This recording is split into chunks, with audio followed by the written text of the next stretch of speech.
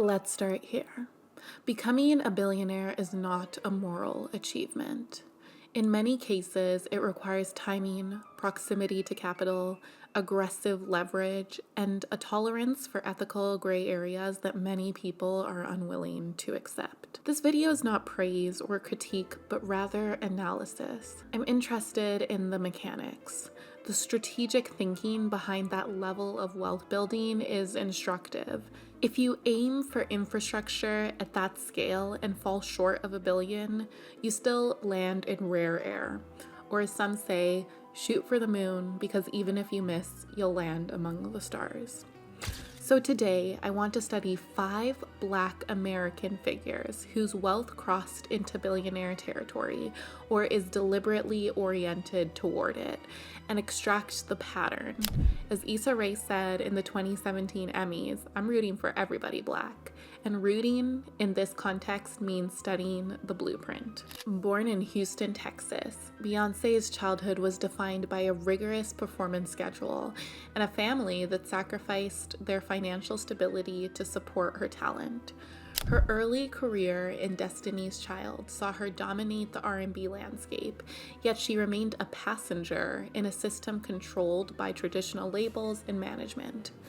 She reached millionaire status through global pop stardom, but it was wealth still tied to the industry's exploitative standard models. The trajectory shifted when she fired her father as a manager and founded Parkwood Entertainment, effectively seizing the driver's seat of her career. By internalizing her management, she mastered narrative control and the art of the surprise drop, which maximized her profit margins while minimizing industry overhead. The massive success of the Renaissance tour, grossing $579 million, signaled her final evolution into a self-contained global corporation. Beyoncé's move to billionaire status was not a result of increased output, but a radical consolidation of power. She recognized that in luxury and entertainment sectors, cultural equity allows for massive margin expansion. Instead of chasing constant accessibility, she mastered the art of scarcity and surprise, exemplified by her self-titled 2013 album that fundamentally broke and then rebuilt the music industry's release model. From her story, we learn that visibility is a commodity. The container, the company, the data, and the production apparatus is the true asset. Tyler Perry was dealt a rough hand of cards, and by all statistics was destined to live a life of poverty. He belonged to a low-income family, surviving a childhood of severe abuse. Perry eventually found his voice after a segment on the Oprah Winfrey Show, more on her later, inspired him to start journaling and later making entertainment pieces. His early career was a grueling 6-year stretch, where his plays initially failed, forcing him to live out of his car to keep his productions alive. But then he became a millionaire through the Chitlin circuit, amassing over $100 million in theater ticket sales by speaking directly to an underserved Black audience. Perry's billionaire trajectory was triggered by a specific piece of advice from Oprah: own everything. He applied this by self-financing his first film, Diary of a Mad Black Woman, and retaining 100% of the rights, a move that eventually yielded him a 50% profit split. This culminated in the purchase and redevelopment of a 330-acre studio in Atlanta, turning him into a landlord for major Hollywood productions like Marvel and Netflix. Tyler Perry's ascent is a masterclass in vertical integration. While Hollywood was focused on studio deals that traded away long-term rights for upfront cash, Perry maintained 100% ownership of his library, which now includes over 1,200 television episodes.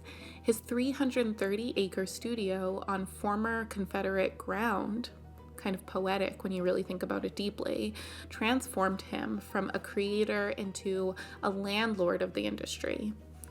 Wealth at this scale is not just about the intellectual property right. It's about the infrastructure that you own and that others are forced to rent. Raised in Wilmington, North Carolina, Michael Jordan, was famously cut from his high school varsity basketball team, a rejection that fueled his legendary competitive drive. His early career in the NBA was marked by an individual brilliance, though his initial player salaries were modest compared to the corporate empires he would later build. He reached millionaire status early through his first Nike endorsement, but his true wealth was still tied to his presence on the court. The flip into billionaire status occurred when Jordan moved from being a spokesperson to a business partner through the royalty-based deal with Nike that birthed the Jordan brand. This was followed by his acquisition of the Charlotte Hornets for $175 million, which he later sold for $3 billion. This transition proved that wealth scales exponentially when you move from being a paid laborer to a majority equity owner. Jordan's story is defined by the pivot from being compensated for labor to being compensated for appreciation. He realized that while a high salary pays for the present, equity captures the value of the future. His royalties, which exceeded $250 million in 2023, continue to outpace his cumulative NBA career salary by an astronomical margin. Performance is finite, but participation in the systems that you help build provides a revenue engine that continues long after your personal work output slows.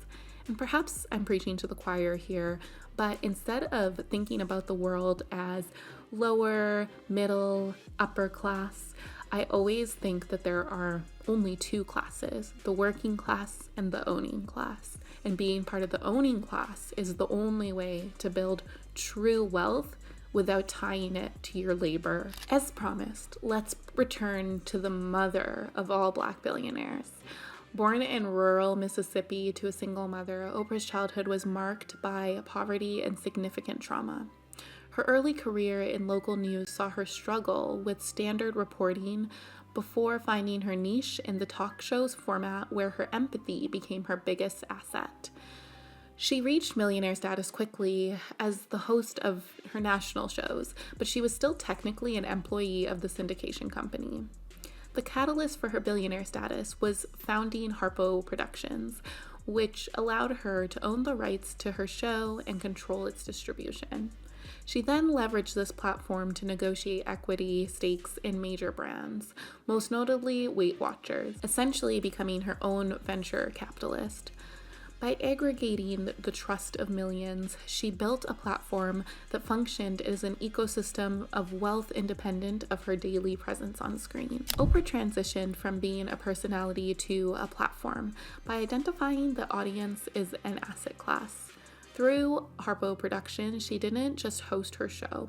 She owned the rights, the syndication, and the distribution. She used the Oprah effect, not just to endorse brands, but to take significant equity stakes in them, converting cultural influence into cultural power.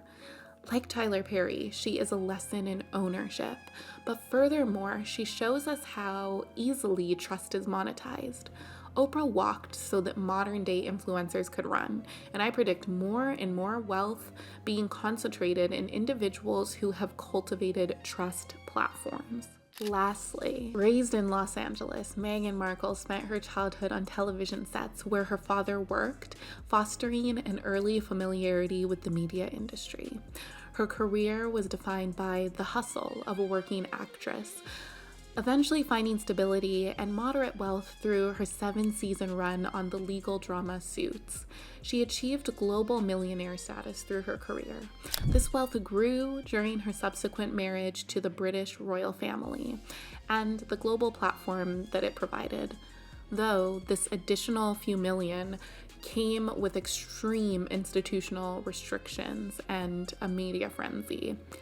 The Duchess of Sussex is not a billionaire, but the media has picked up that she might be angling in that direction. The trajectory towards billionaire potential was triggered by Megxit, her move to decouple from the royal family to build an independent media brand. By launching the lifestyle brand As Ever, she is moving into high margin categories like luxury goods and hospitality to create long-term assets. This strategy is a positioning play, using a massive non-traditional platform to pivot into the same ownership models used by Winfrey and Perry. Markle's strategy is a high-stakes play in narrative position. After stepping down from senior royal duties at the British royal family, she and Prince Harry leveraged their global platform to secure massive media deals and venture capital opportunities. Her current focus with the lifestyle brand As Ever is to pivot from public figure to product owner. High-level wealth requires an uncompromising alignment between your personal narrative and the high-value assets you choose to own. Only time will tell whether this is a proven billion-dollar strategy, but the evidence shows that it's at least a multi-million-dollar one. Across all of these case studies, I see 5 structural decisions. 1. Control the narrative and the container. 2. Own the intellectual property. 3. Negotiate equity participation. 4. Build platforms with audiences that deeply trust you. And 5. Treat positioning as strategic capital. There's also a socio-cultural layer here that matters. Black wealth at the billionaire level is not rare because of lack of talent, but because access to ownership has historically been restricted. The leaders who crossed that threshold did so by building parallel systems or securing equity inside existing ones. They built studios, production companies, equity stakes, investment vehicles, and when they reached scale, many reinvested in their communities, not as charity, but as ecosystem building. Capital circulates, networks expand, talent is nurtured. That is how generational wealth stabilizes. If you are building at a high level, the next question is not how to grow faster. It's how to anchor deeper. Do you own what you produce? Are you participating in the upside of the systems that you help build? Is your brand housed inside an infrastructure strong enough to outlive you? At Atelier Oluwatosin, we spend our days thinking about this intersection of culture, luxury, design, and long-term asset building. If this conversation resonates, reach out. We'd love to have a conversation about your specifics. And in the meanwhile, begin asking yourself, am I earning income or am I constructing an asset?